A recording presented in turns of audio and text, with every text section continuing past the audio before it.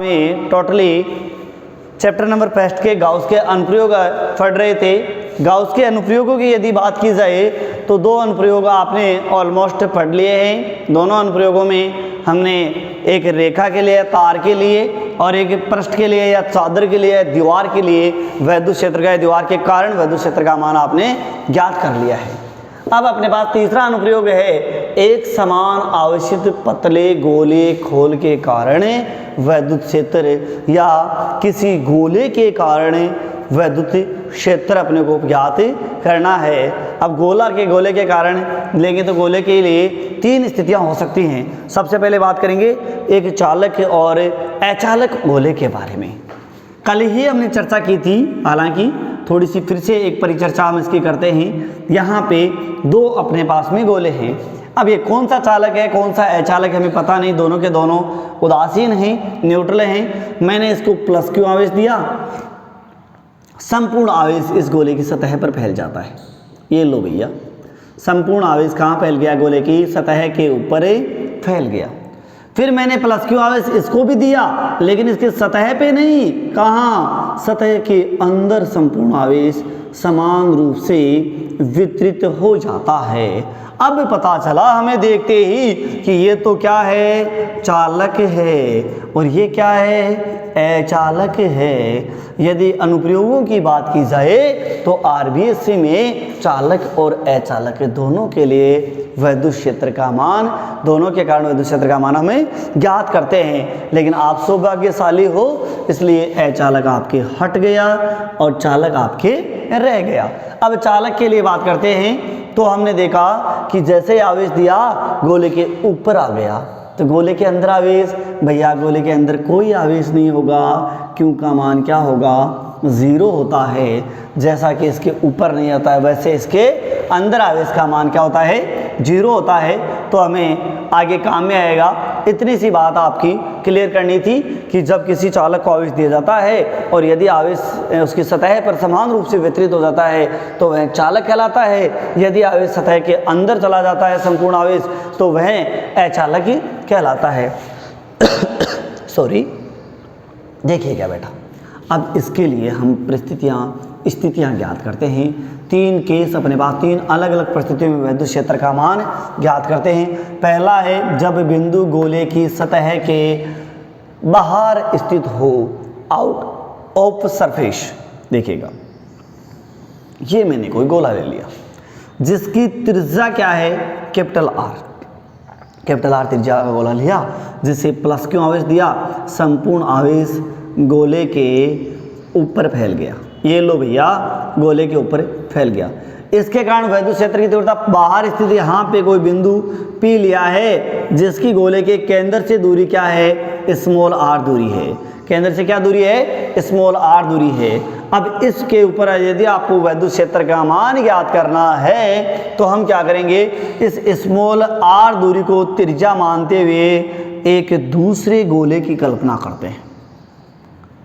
एक ही अपने पास में दूसरा गोले की हम क्या करते हैं?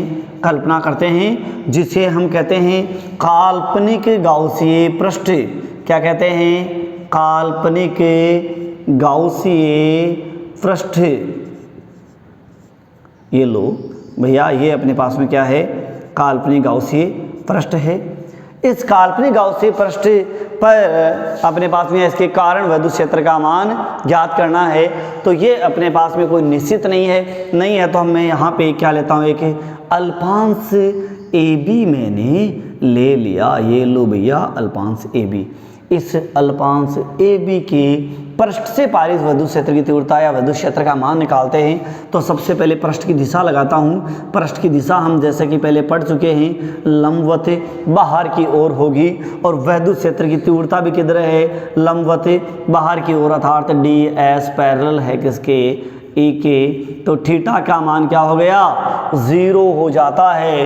यदि थीटा का मान अपने पास में 0 होता है तब हम क्या करेंगे? वैद्युत क्षेत्र की तीव्रता का मान यदि यहाँ अपने को ज्ञात करना है तो देखिएगा, पारित वैद्युत फ्लक्स का मान किससे? अल्पांश से पारित वैद्युत फ्लक्स क्या कहूँगा? d phi a equals to A dot ds, A vector dot ds। Vector हटाता हूँ तो अपने पास में डॉट प्रोडक्ट है, और डॉट प्रोडक्ट में हटाते हैं तो क्या लगता है cos थीटा, तो a ds cos थीटा, क्योंकि वैद्युत फ्लक्स क्या एक अदिश राशि है और ये वैद्युत क्षेत्रीय तीव्रता सदिश, पृष्ठ सदिश, दो सदिशों का अदिश गुणनफल हमें प्राप्त होता है जिसे डॉट प्रोडक्ट कहते हैं। डॉट हटाएंगे तो कोस हटेगा तो डॉट लग जाता है। चूंकि थीटा का मान क्या है 0, कोस 0 का मान कितना होता है 1 होता है, तो अपने पास क्या आ जाएगा d phi e equal to e d s आपको प्राप्त हो जाता है। और इसको मैंने समीकरण नंबर क्या दे दिया 1 दे दिया। समीकरण 1 यदि मैं दे देता हूं तो अपने पास में क्या कर सकता हूं अल्पांश के कारण पारित विद्युत फ्लक्स का मान आ गया। हमें तो क्या करना है संपूर्ण पृष्ठ के लिए निकालना है, तो मैं कहता हूं संपूर्ण पृष्ठ से पारित वैद्युत फ्लक्स के लिए समीकरण 1 का 0 से 4 पाई आर स्क्वायर तक समाकलन करने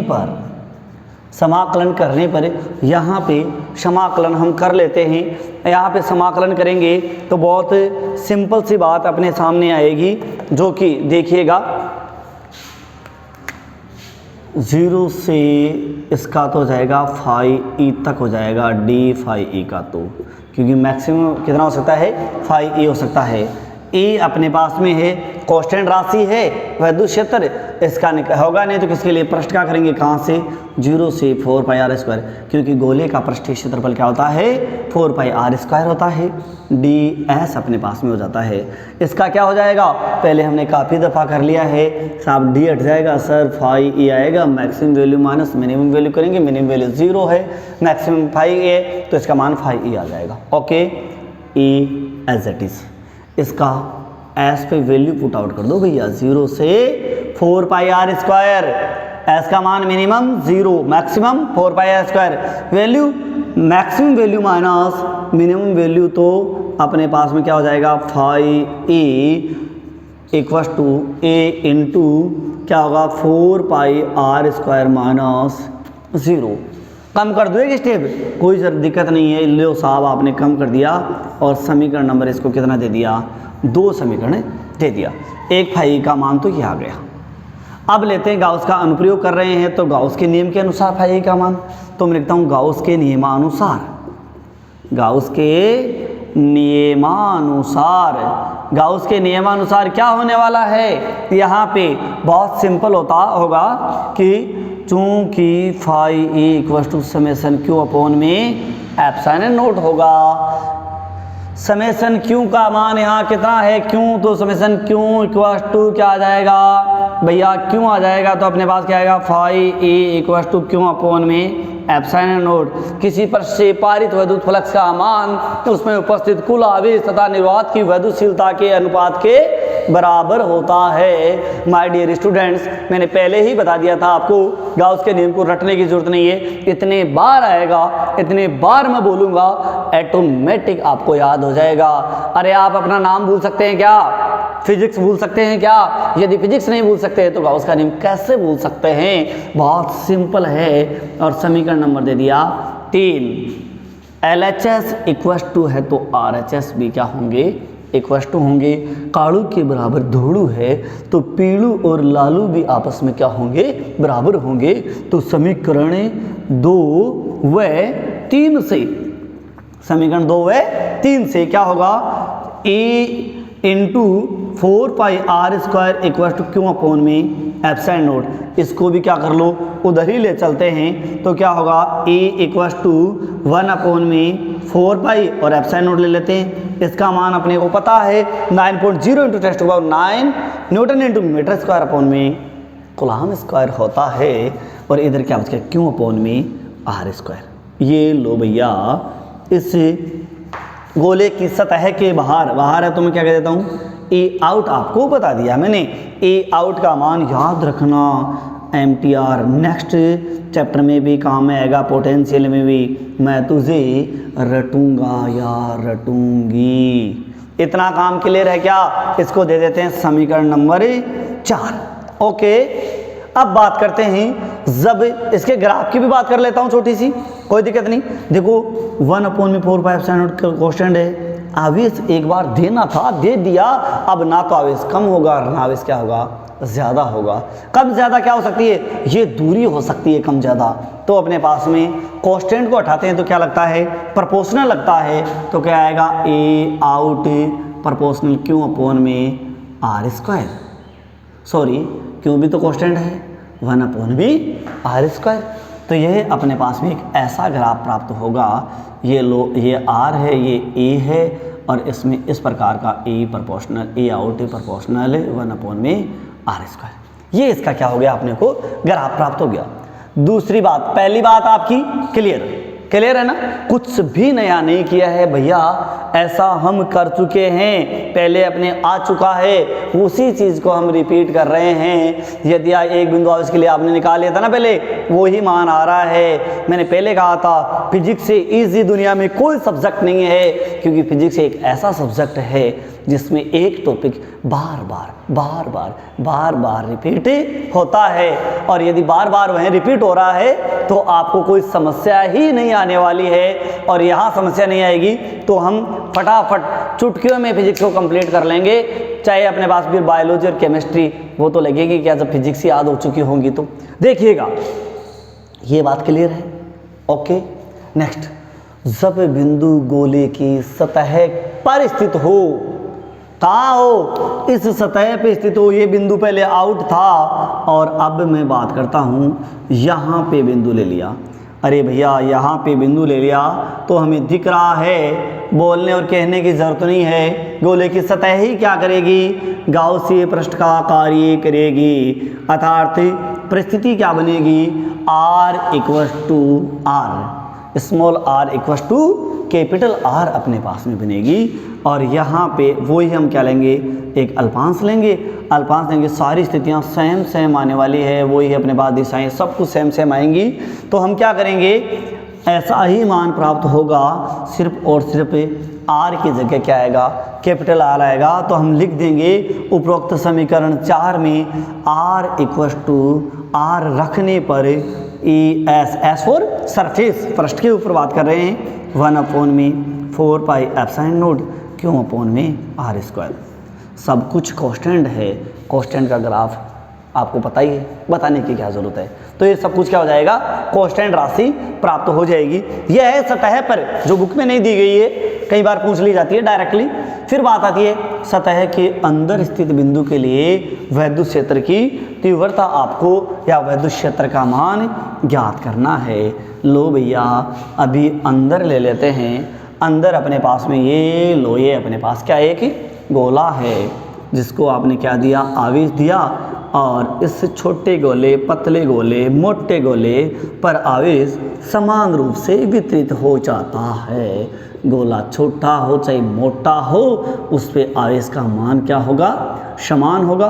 केंद्र O है, और इस केंद्र से स्मॉल r दूरी पर सतह के अंदर स्थित किसी बिंदु P पर अपने को विद्युत क्षेत्र की तीव्रता ज्ञात करनी है। यहाँ पे भी वही एक कल्पना करते हैं किसी गाउसीय पृष्ठ की, तो ये आपका क्या हो जाता है?